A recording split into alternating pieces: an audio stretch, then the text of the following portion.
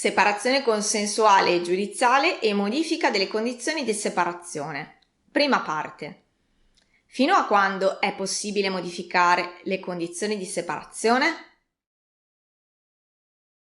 Facciamo una premessa. La separazione può avvenire in forma consensuale, cosiddetta separazione consensuale, o in forma giudiziale, cosiddetta separazione giudiziale. Nel primo caso i coniugi raggiungono un accordo su tutti gli aspetti della separazione, sia sugli aspetti personali, ad esempio sull'allontanamento di un coniuge dalla casa familiare, sia sugli aspetti patrimoniali, ad esempio sull'assegno di mantenimento del coniuge. Quando invece i coniugi non riescono a trovare un accordo complessivo, è necessario rivolgersi al tribunale e purtroppo spesso la separazione giudiziale viene pronunciata al termine di un lungo e costoso procedimento giudiziale. Quando la separazione è consensuale, i coniugi depositano un ricorso contenente l'accordo di separazione. Prima dell'udienza o nel corso dell'udienza davanti il presidente del tribunale, di comune accordo i coniugi possono modificare le loro condizioni di separazione. In caso di disaccordo, invece, non è possibile chiedere al presidente del tribunale di modificare le condizioni frutto di un precedente accordo contro la volontà dell'altro coniuge. La procedura deve quindi necessariamente essere trasformata in separazione giudiziale.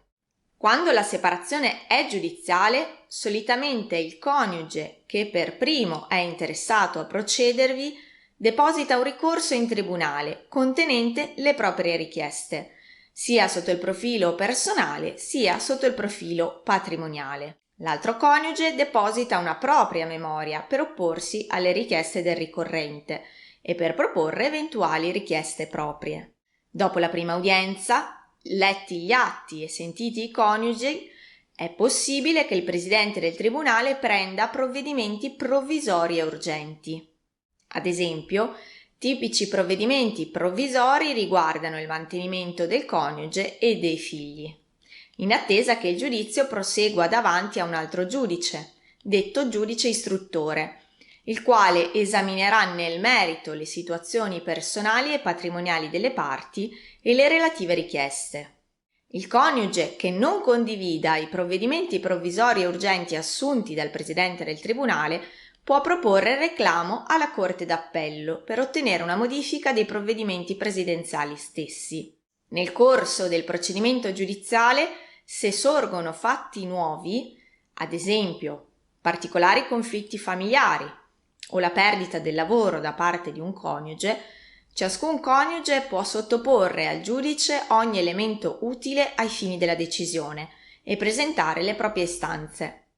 Concluso il procedimento di separazione, i coniugi sono obbligati a rispettare gli accordi raggiunti o i provvedimenti stabiliti dal tribunale. Per modificarli è necessario attivare un procedimento di modifica delle condizioni di separazione, che ha di fatto la stessa procedura della separazione e può essere ancora una volta consensuale o giudiziale. Nei prossimi video parleremo della possibile sovrapposizione tra il procedimento di modifica delle condizioni di separazione e il procedimento di divorzio. Iscrivetevi al nostro canale, abbiamo un'intera sezione dedicata al diritto di famiglia. Per maggiori informazioni visitate il nostro sito e seguiteci sui social media.